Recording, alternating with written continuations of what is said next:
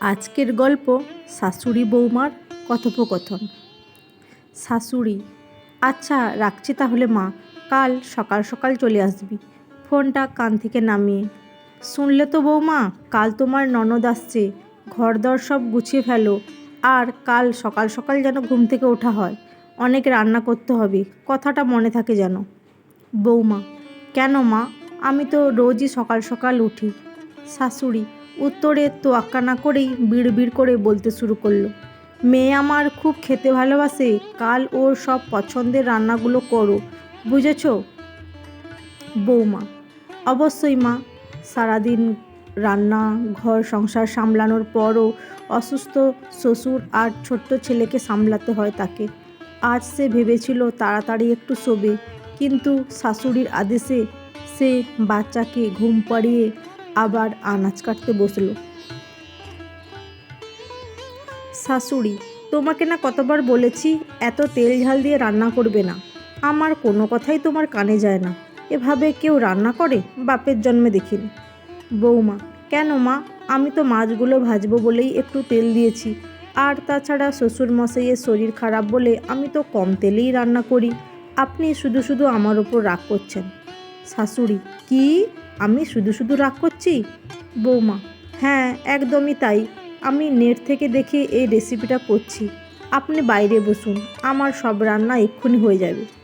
শাশুড়ি: ওগো শুনছো শুনছো তোমার বৌমা কি বলছে, অত্যন্ত রেগে গিয়ে আমারই বাড়িতে এসে আমাকেই বলছে বাইরে যাও।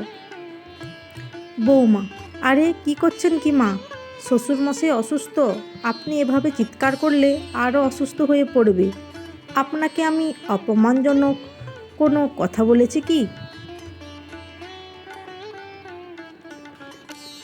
শাশুড়ি: বলনি, আমারই বাড়ি থেকে আমাকেই বলেছ বেরিয়ে যাও। বৌমা: হে ভগবান, আমি শুধু আপনাকে বাইরে বসতে বললাম, কারণ রান্নাঘরে থেকে আপনি কি করবেন, আমি তো করছি, একটু ভালোভাবে ভাবতে পারেন না মা, আমি আপনার মেয়ে নেই বলে কি একটু ভালোবাসা যায় না? শাশুড়ি: আমি কি তোমাকে ভালোবাসি না? বৌমা: হ্যাঁ ভালোবাসেন, কিন্তু ধরনটা শুধু আলাদা। শাশুড়ি: ধরন, সে আবার কীরকম? বৌমা: এই ধরুন, আপনার মেয়ে যদি আপনার সাথে কথা কাটাকাটি করে, তবে আপনি বলেন মেয়ের আমার ওপর অভিমান হয়েছে, কিন্তু আমি করলে আপনি বলেন বাপের বাড়ি থেকে তোমায় এই শিক্ষা দিয়েছে। মেয়ে অফিস থেকে রাত করে বাড়ি এলে বলেন আজ তোর অনেক কাজ ছিল তাই না, আর আমার ফিরতে রাত হলে বলেন চরিত্রহীন। মেয়ে রান্নায় নুন ঝাল বেশি দিলে বলেন যে এই তো শিখছে, আমি বেশি দিলে বলেন বাবা মা কিছুই শিখিয়ে পাঠায়নি।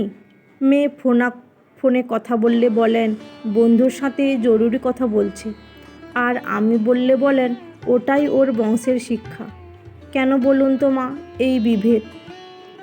শাশুড়ি: বৌমা, তোমার স্পর্ধা দেখে আমি আশ্চর্য হয়ে যাচ্ছি, আর হবে নাই বা কেন, ছেলে তো একেবারে মাথায় করে রেখেছে, কোনো কথা বলার জো নেই। বৌমা: আমি কি খারাপ বললাম বলুন, জামাই মেয়ের কথা শুনলে সে জামাই সেরা জামাই, আর ছেলে বৌমার কথা শুনলেই খারাপ ছেলে, বউয়ের নেওটা কেন মা, কেন? শাশুড়ি: আর কি বলবো, সবই আমার পোড়া কপাল, ভেবেছিলাম ছেলের বিয়ে দিয়ে একটু শান্তিতে থাকব, সে শান্তি আর কপালে জুটল না। শাশুড়ির গলার স্বর ভারী হয়ে এলো। বৌমা শাশুড়ির কাঁধে হাতটা রেখে: মা, আমি তো আপনার মেয়ে হতেই চাই, বৌমা নই, এ ঘর সংসার সব আপন করব বলেই তো নিজের বাবা মাকে ছেড়ে এসেছি, কিন্তু আপনি যদি দিনের পর দিন দুধছাই করেন, আমি কিভাবে আপনাদের আপন করব বলুন তো? আপনি কি ভুলে গেছেন মা, আপনিও একদিন বৌমা ছিলেন, আপনি কি পারেন না মনের দ্বিধাবোধ ভুলে আমাকে আপন করতে?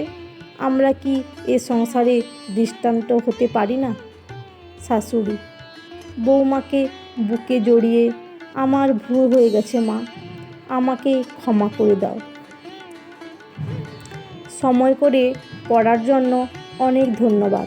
আপনাদের ভালো লাগলে মন্তব্য করে জানাবেন। এরকম আরও নতুন নতুন গল্প পেতে চ্যানেলটা সাবস্ক্রাইব করে পাশে থাকবেন।